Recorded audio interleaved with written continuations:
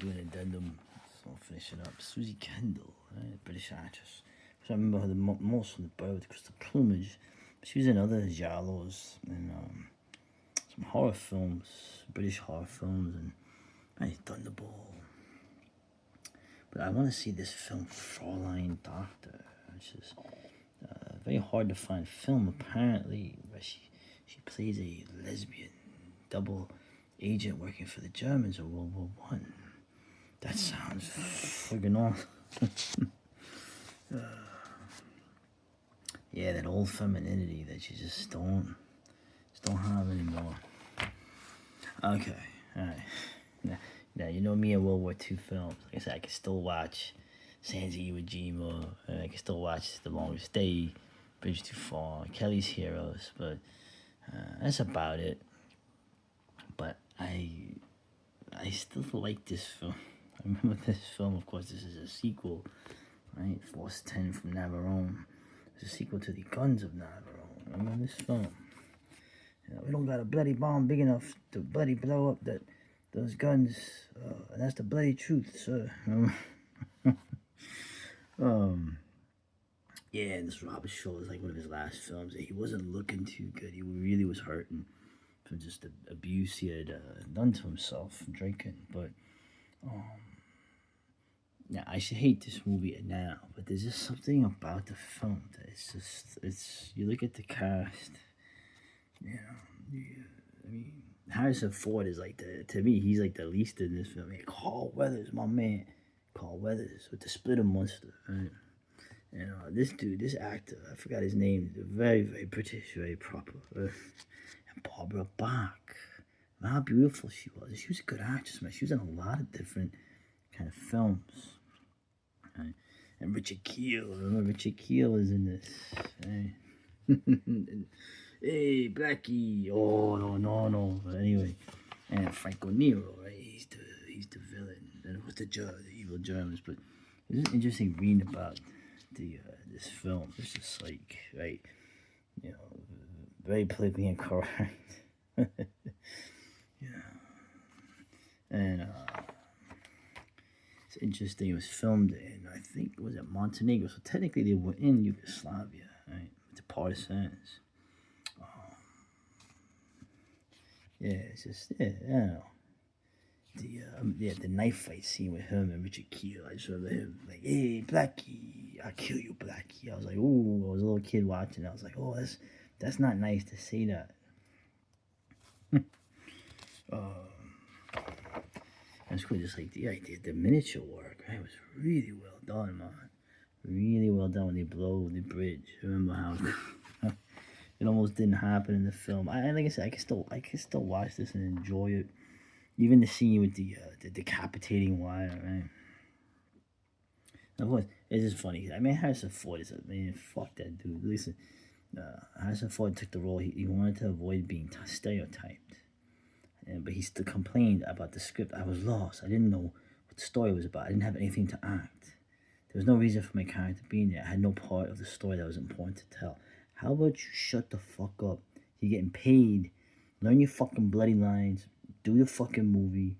You're getting paid. Other people are working their asses off in the fucking steel mill, and you're getting paid. You know, getting to act in films, and you're still complaining, man. And you're still complaining, punk.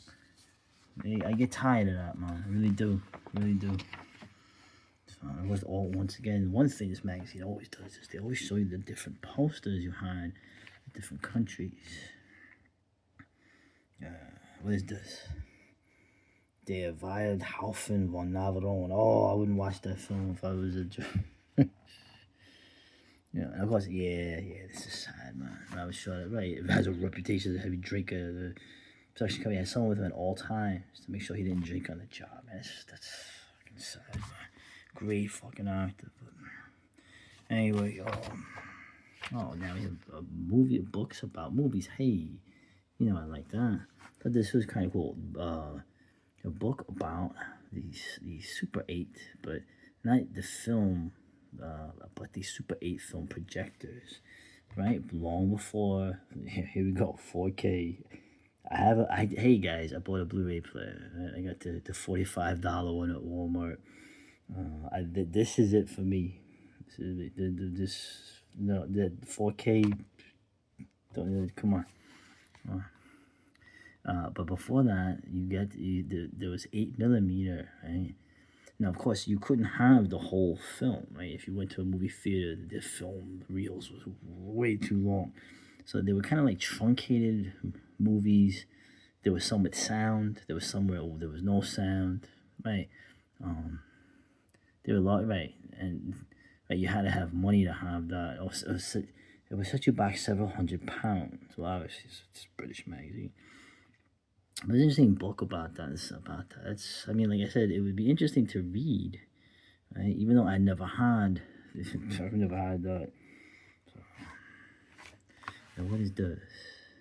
Moguls. The Lives and Times of Film Pioneers Nicholas and Joseph Schenck.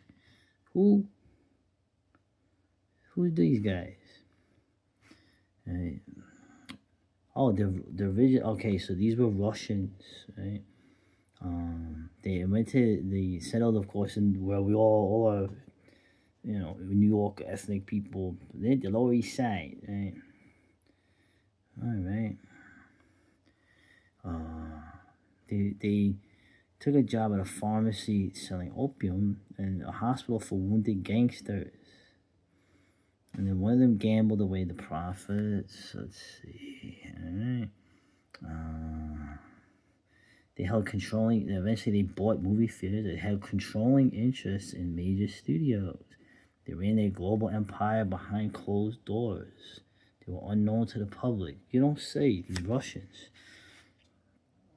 And the eclectic stories you hear about this. Look at this. The Fatty Arbuckle, right? The mobs attempted to take over the film industry. Because these guys were clean, law-abiding people. Did you know Hitler's plan to turn Hollywood into a Nazi propaganda machine? You don't say. Interesting. Oh, the Red Scare, in quotation marks. So I guess, whatever, the Red Scare. And the McCarthy era blacklist, that bastard. And the strange suicide of George Reeves. Read about the relationship. Joe had a relationship with Marilyn Monroe that lasted until his death, or I guess maybe her death, while she was married. I was particularly engrossed with many of the fixers who protected their bosses. So these Russians, man, they're really upstanding people. What is this? Oh, Naughty Bits. Oh, the censors. Oh, God. Nat Segalov. I assume he's Russian, too. The Hays Code. Oh, I love how they love going after the Hays Code, which was still voluntary, right? But there was no laws mandating the films needed this, but it was impossible to get wide distribution if you didn't have the seal on it. Did it really? You did it? Was it maybe? Where's your source? I'm just kidding. I like that. Self-imposed guardians of American morality, therefore demanded significant changes to virtually every script. The result was watering down of eroticism. That meant for decades American movies would suffer from being infantilized. Well, some would argue that by not showing that, you had to work on things like innuendo and subtext and subtlety and suggestion, which actually seems to make better films, actually. Choose a right. The mind reels at what could have been if men with sexual hang-ups, right? I thought they were Catholic, right? Hadn't insisted that scripts be tinkered with, a society became more liberal about sex, drinking, and drugs. More mature dialogue and overly sexual situations were gradually permitted until the rating system was introduced in 1968. Well, thank God for that. Thank God for that. It's Orwellian forces of censorship. It was bloody. It was voluntary. So these Russians, man, what is their problem? I don't know. Damn Putin. This is interesting. I never heard of this. This is an Italian Western with this blind dude. So it's almost like the Zatoichi, but Ringo Starr is one of the baddies in this. Right? and I gotta say, this scene right here. Look at this.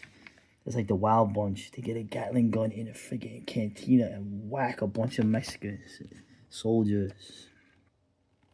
Oh, I like that. I like this. Ringo Starr, Beatles fame, like you didn't know. Right? But the Italian West. There's something I just want to mention because I agree. The most interesting, Ringo Starr, right? He had considerable on-screen charisma that he played into a successful acting career.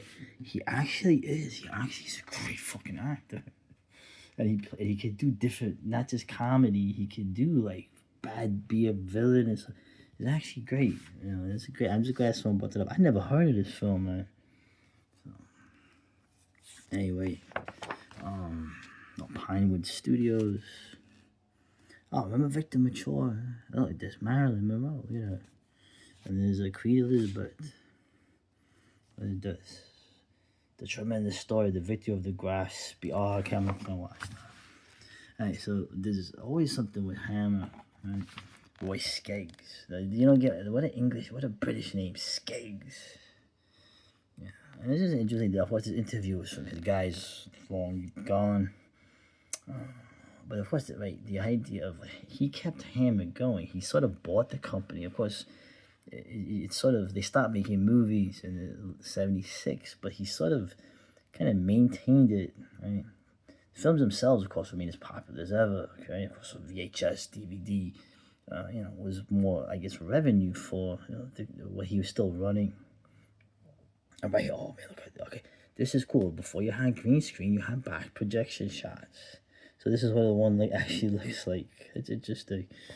Of course, it is James Carrera. He's got, these old British, these British guys are like, you know how they are, man. The English guys, they're witty. They can say like things, like they're actually the opposite of, what is it? What was described here? They can, you can read between the lines, and it's kind of funny, right? Right. The thing about Hammer, right? It was only about 60 people, right? They were extremely well organized. They could budget a film in a couple of hours because you knew what your payroll was, right? In the magazine, I had showed you they had the actual company print of like the layout sheet of production costs. I think Academic Agent, when he did the Hammer thing around Halloween, had also shown a screenshot of another one of those things. But they were always on budget. James Carrera's great salesman, shocking womanizer. It's kind of funny.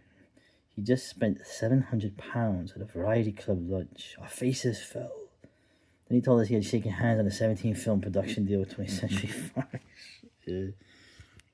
Terence Fisher knew how to make a film. Right? He used to be an editor. He drank too much. All right.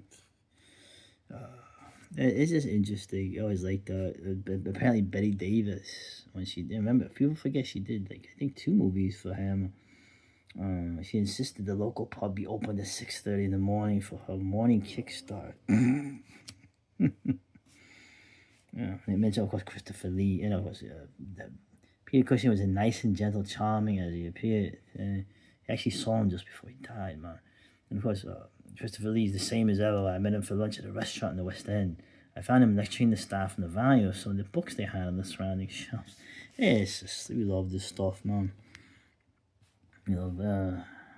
Although Hammer apparently, they sort of made new films, but and now it's been revitalized again, preserving and respecting its heritage and archive. It released Dr. Jekyll starring Eddie Izzard.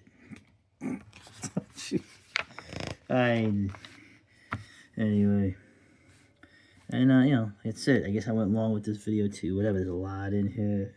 Of course, the 4K, right? The longer for I have not seen this film.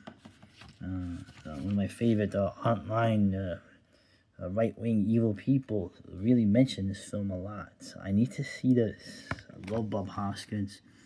And more Blu-ray. So look at this. Dai Gothic, right? Japanese ghost stories. Of course, Dai made the yokai films, but I've never seen any of these other ones.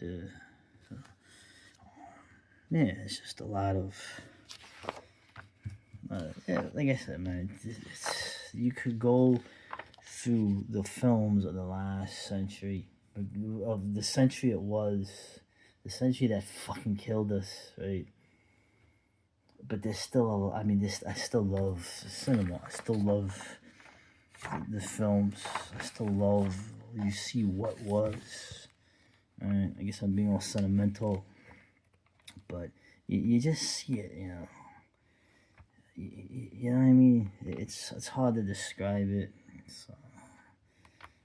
It is history, isn't it? And you can say it's fake, but it's, you know, it's like saying Shakespeare's fake. You know what I mean?